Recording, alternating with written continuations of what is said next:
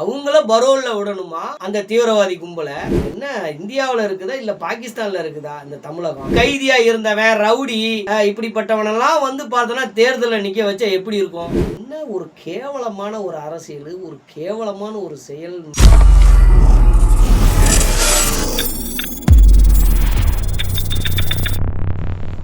நேயர் அனைவருக்கும் வணக்கம். சாமானியன் குரல் குமுறல் வெற்றிவேல் முருகனுக்கு அரோரா. ஓம் நம சிவாயம். என்னன்னா பரோலில் வெளியில் விடணும்னு சொல்லிட்டு இந்த கோவை குண்டு வெடிப்பில் ஜெயிலில் இருந்தவங்களுக்கு வந்து பார்த்தோன்னா பரிசீலனம் பண்ணுமா? என்னடா இது? ஒரு என்னமோ ஒரு துரோகி, ஒரு தீவிரவாதி.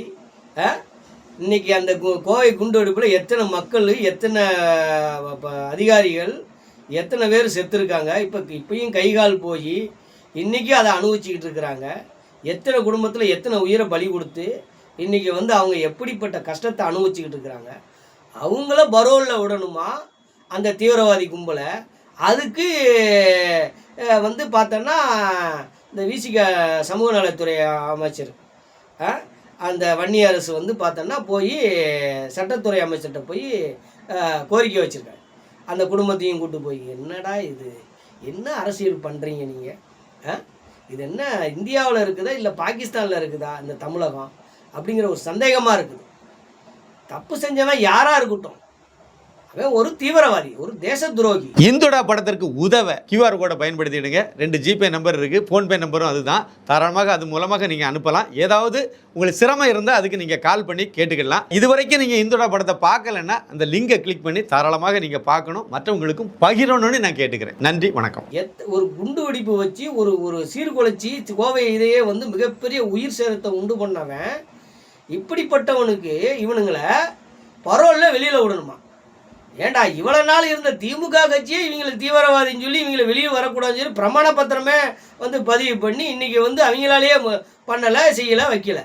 இப்போ வந்து ஒரு 2 சீட்டை வச்சுக்கிட்டு அது வேறு அங்கே கூட்டணியில் ஜெயிச்சுட்டு இங்கே வந்து ஆதரவு தெரிவிச்சுட்டு அவ்வளோ கேவலமாக பேசின இந்த தாவேகா கட்சியும் அந்த நடிகர் விஜயையும் இந்த வன்னியரசு இன்றைக்கி சமூக நலத்துறை அமைச்சராக இவரை வந்து போட்டவுடனே இவருக்கு வந்து அப்படியே வந்து முஸ்லீமுக்கு ஆதரவாக வந்து இவர் வந்து பார்த்தோன்னா, ஏன்னா அவங்கெல்லாம் ஓட்டு போட்டு தானே இவரை ஜெயிக்க வச்சுருக்காங்க. ஏன்னா இந்துக்கள் யாருமே ஓட்டு போடலை. ஏன்னா இவரெல்லாம் வந்து பார்த்தோன்னா என்ன இதுன்னே தெரியல. ஆனால் இதுக்கெல்லாம் வந்து ஒரு கைதி, ஒரு தண்டனை கைதி, ஆயுள் கைதி, எப்படி இன்றைக்கி எவ்வளோ ஒரு கேவலமான தமிழகத்தில் ஒரு அரசியல் நடக்குதுன்னு பாருங்கள். மக்களை நீங்கள் தான் பார்க்கணும், சிந்திக்கணும். இப்போ எந்த அளவுக்கு வந்து பார்த்தீங்கன்னா ஒரு கேவலமான ஆட்சியை திரும்பவும் நம்ம வந்து தேர்ந்தெடுத்துக்குங்கிறது வந்து படு கேவலமாக இருக்குது. எப்படிப்பட்டவங்கெல்லாம் இன்றைக்கி வந்து அமைச்சர் பாருங்கள். ஜெயிலில் ஆயுள் கைதியாக இருந்தவரெல்லாம் இன்றைக்கி வந்து அமைச்சர். என்ன ஒரு கேவலமான ஒரு அரசியல் வந்து தமிழகத்தில் நடக்குது. மக்கள் நாம் ஏன் இப்படி இருக்கோன்னே தெரியல, ஏன் இப்படி சிந்திக்கிறீங்கன்னே தெரியல. ஒரு தகுதியானவனாய் இன்றைக்கி வந்து பார்த்தோன்னா ஒரு டாக்ஸி டிரைவருக்கு வந்து பார்த்தோன்னா இன்றைக்கி ஒரு பெரிய ஒரு கார்பரேட் கம்பெனியில் வேலை செய்யணும், ஐடி கம்பெனியில் இதெல்லாம் வேலை செய்யணும்னா எந்த ஒரு கேஸ் இருக்கக்கூடாது, எந்த ஒரு குற்ற செயல்கள் இருக்கக்கூடாது அந்த டிரைவர் மேலே இருக்குன்னு சொல்லி ஒரு NOC வாங்கணுமா காவல் நிலையத்தில் ஒரு டிரைவருக்கு, ஒரு டாக்ஸி டிரைவருக்கு. ஆனால் ஒரு மக்கள் சேவகனா ஒருத்தர் நிற்க போகிறாரு அப்படின்னா ஒரு எம்எல்ஏவா சட்டசபைக்கு போய் ஒரு மக்களுக்கு பொதுவான ஒரு மக்கள் குறைகளை வந்து பேச போகக்கூடிய ஒருத்தரை தேர்ந்தெடுக்கணும்னா அந்த இதில் தேர்தல் நிற்கணும்னா சில விதிமுறைகள் போடணும். இப்படி வந்து கைதியாக இருந்தவன் ரவுடி இப்படிப்பட்டவனெல்லாம் வந்து பார்த்தோன்னா தேர்தலில் நிற்க வச்சா எப்படி இருக்கும்? அவன் எதையாவது பேசி மத ரீதியாகவும் ஜாதி ரீதியாகவும் பேசி இன்றைக்கி வந்து பார்த்தோன்னா அவன் இன்றைக்கி எம்எல்ஏவாகி இன்றைக்கி ஒரு அமைச்சர் ஆன உடனே இந்துக்கள்லாம் வந்து பார்த்தோன்னா எனக்கு வாயில் இதனாலே எனக்கு அருவருப்பாக இருக்கும்.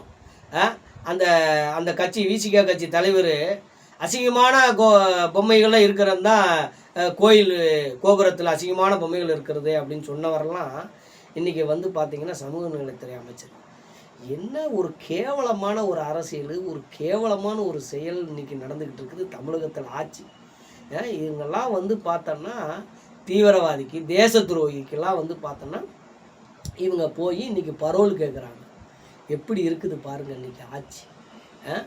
என்ன அதான் சொல்லுவாங்க, இந்துடா படத்திற்கு உதவ கியூஆர் கோடை பயன்படுத்திடுங்க. 2 ஜிபே நம்பர் இருக்குது, ஃபோன்பே நம்பரும் அதுதான். தாராளமாக அது மூலமாக நீங்கள் அனுப்பலாம். ஏதாவது உங்களுக்கு சிரமம் இருந்தால் அதுக்கு நீங்கள் கால் பண்ணி கேட்டுக்கலாம். இது வரைக்கும் நீங்கள் இந்துடா படத்தை பார்க்கலன்னா அந்த லிங்கை கிளிக் பண்ணி தாராளமாக நீங்கள் பார்க்கணும், மற்றவங்களுக்கும் பகிரணும்னு நான் கேட்டுக்கிறேன். நன்றி, வணக்கம். ஆரவாயம் கிட்ட இருந்து ஆட்சியை பிடுங்கி ஒரு கேவலமான ஒருத்தன் கையில் ஆட்சியை கொடுத்த மாதிரி ஆகிப்போச்சு.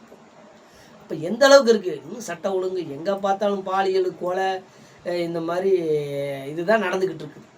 போதை எங்கே பார்த்தாலும் வந்து மதுக்கடையில் இன்னும் 10 ரூபாய்க்கு இப்போ 20 ரூபா வாங்க ஆரம்பிச்சிட்டாங்களாம். என்ன நடக்குது தமிழகம்? மக்கள் ஏன் இப்படி இருக்கிறீங்க? ஏன் இப்படிப்பட்ட ஒரு கேவலமான ஒரு அரசியல்வாதிகளை தேர்ந்தெடுக்கிறீங்கன்னு எனக்கு ஒன்றும் புரியல. எதனால் இப்படி? கொஞ்சமாக சிந்திங்க. மக்களாகிய நாம் கொஞ்சம் புத்திசாலித்தனமாக யோசிங்க. ஜாதி ரீதியாகவும் மத ரீதியாகவும் நம்ம இன்னும் பிரிவினையை உண்டாக்கி தான் இன்றைக்கி அரசியல் பண்ணிக்கிட்டு இருக்கிறாங்க. தயவுசெய்து மக்களாகிய நாம் கொஞ்சம் சிந்திங்க. எந்த மதத்தில் வந்து நல்ல மனிதனாக இருக்கணும், அப்படிப்பட்ட ஒரு மனிதனை நம்ம தேர்ந்தெடுக்கணும். என்ன எத்தனையோ பேர் இன்றைக்கி அன்னை தெரசா அவங்க ஒரு கிறிஸ்தவ மதத்தில் இருந்தாலும் அவங்க ஒரு பொது சேவையில் இருந்தவங்க. அப்துல் கலாம் ஒரு முஸ்லீமாக இருந்தாலும் அவர் வந்து தேசப்பற்றோடு வாழ்ந்தவர். இந்தியாவில் இருக்கும்போது அவர் ஒரு தேசப்பற்று வாழ்ந்து இன்றைக்கி ஒரு விஞ்ஞானி, ஒரு தேசப்பற்று விஞ்ஞானியாக அவர் இறந்தார். இன்றைக்கும் இந்து மதத்தில் இருக்கிறவங்க எத்தனை பேர் இன்றைக்கி வந்து அவரை வந்து அந்த அப்துல் கலாம் ஐயாவை வந்து இன்றைக்கும் வந்து அவரோ தேசப்பற்று உள்ள ஒரு மனிதனை மதிக்கிறாங்க. தெய்வமாக கூட சில வீட்டிலலாம் அவரை ஃபோட்டோ வச்சு கும்பிடுறாங்க, பூ வச்சு கும்பிடுறாங்க. அன்னை தெரசா, அப்துல் கலாம் எல்லாம். அப்போது அது இந்து குடும்பத்தில் மட்டும்தான் அது நடக்குது. இந்து அலுவலகம், இந்து வியாபாரம் நடக்கிற கடையிலேயே தான் அந்த மாதிரிலாம் நடக்குது. ஆனால் மற்ற மதத்தில் அந்த இன்னும் வந்து பார்த்தோன்னா அந்த தேசப்பற்றுல தேச துரோகம் தான் இருக்குது. பேச்சிலிருந்து நடவடிக்கையிலிருந்து எல்லாமே அப்படி தான் இருக்குது. ஆமாம், இருக்கிற இடத்துக்கு விசுவாசம் இல்லாமல் எங்கேயோ இருக்கிற அடுத்த நாட்டுக்கு விசுவாசத்தை காட்டுறாங்க. அங்கே எங்கேயோ உள்ள தலைவர்களுக்கு இங்கே ஆதரவு தெரிவிக்கிறான். என்னன்னே தெரியல. என்ன ஒரு கேவலமான ஒரு இதைத்தான் வந்து இந்தியாவில் இருக்கிற மக்கள் இருக்கிறாங்க. அந்தந்த நாட்டு அந்தந்த மக்கள் அவங்கவுங்க மதத்துக்கும் அவங்கவுங்க நாட்டுக்கும் உண்மையாக பற்றோடு இருக்காங்க, தேசப்பற்றோடு.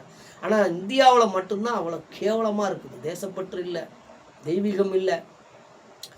ஏதோ எவன் பணம் கொடுக்குறானோ பதவி கொடுக்குறானோ அவனுக்கு சாதகமாக பேசிக்கிட்டு எங்கேயோ இருக்கிற ஒருத்தனை பிடிச்சிக்கிட்டு இந்த சேக்குவாரான்னு ஒருத்தன் என்னமோ அவன் நாட்டு மக்களுக்கு அவன் வந்து போராடி இருக்கான். ஏன் இங்கே உள்ள சுதந்திரத்துக்காகவும் இங்கே உள்ள நாட்டு மக்களுக்காகவும் போராடின எந்த தியாகி இல்லையா? எந்த இது மனிதர்கள் இல்லையா? என்ன ஒரு கேவலமான ஒரு இது. இந்த இந்த இந்த இந்தியாவில் தான் இந்த இவ்வளோ பெரிய ஒரு கேவலமான மற்ற நாட்டில் உள்ள அரசியல் இது, மற்ற நாட்டில் போராளிகள்லாம் இங்கே தான் பெருமையாக பேசுகிறது, பீத்திக்கிறது, அவனை பெருமையாக இது. ஏன் இங்கே உள்ள மனிதர்கள்லாம் இல்லையா? எத்தனை பேர் வரலாறில் இருக்கிறாங்க, பேசுறது கிடையாது, இது பண்ணுறது கிடையாது. என்ன ஒரு கேவலமான ஒரு இந்தியா, தேசப்பற்று இல்லாத ஒரு இந்தியாவாக இருக்குது. தமிழகம் படு கேவலமாகி போச்சு. எங்கே பார்த்தாலும் துரோகிகள் தான் அதிகமாக இருக்காங்க. போதைப் பொருள் கடத்தல், போதை தயாரிப்பு, எல்லாமே இன்றைக்கி தமிழகமே வந்து ஒரு தீவிரவாதிகள், போதை கும்பல் நடமாடக்கூடிய ஒரு தமிழக மாநிலமாக ஆகிப்போச்சு. அதனால் தயவுசெய்து ஆண்டவனே நீ தான்ப்பா காப்பாற்றணும். ஏன்னா இந்த தமிழகம் இன்றைக்கி சீரழிஞ்சு சின்ன பின்னமாக போய் கிடக்குது. ஒரு நல்ல மனிதர்களை இந்த ஆட்சி செய்யணுங்கிறது இந்த ஆண்டவனை விரும்பி நான் கேட்டுக்கிறேன். நன்றி, வணக்கம். இந்துடா படத்திற்கு உதவ கியூஆர் கோடை பயன்படுத்திடுங்க. 2 ஜிபே நம்பர் இருக்குது, ஃபோன்பே நம்பரும் அதுதான். தாராளமாக அது மூலமாக நீங்கள் அனுப்பலாம். ஏதாவது உங்களுக்கு சிரமம் இருந்தால் அதுக்கு நீங்கள் கால் பண்ணி கேட்டுக்கலாம். இது வரைக்கும் நீங்கள் இந்துடா படத்தை பார்க்கலன்னா அந்த லிங்கை கிளிக் பண்ணி தாராளமாக நீங்கள் பார்க்கணும், மற்றவங்களுக்கும் பகிரணும்னு நான் கேட்டுக்கிறேன். நன்றி, வணக்கம்.